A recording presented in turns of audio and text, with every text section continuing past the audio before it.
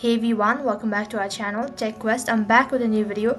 In this video, I'm going to walk you through the steps on how you can fix transaction error in Trust Wallet or how you can fix a pending issue on Trust Wallet account. So I'll be showing you different method on how you can fix it. So make sure to watch this video till the end and follow the instruction as guided. If you're not able to complete your transaction on Trust Wallet because of the pending issue, first thing what you need to do is, in case if you're not in hurry, then you can at least wait for, as there might be some issue with the server sometime, so it might take some time in order to complete the transaction. And after 24 hours later as well, your transaction is still pending, then other thing what you need to do is you can cancel the transaction, and after you cancel your transaction you should wait for a couple of hours or maybe day or two. 4 hours later you can resend your transaction. Now other thing what you can do is you can simply resend or recreate the transaction.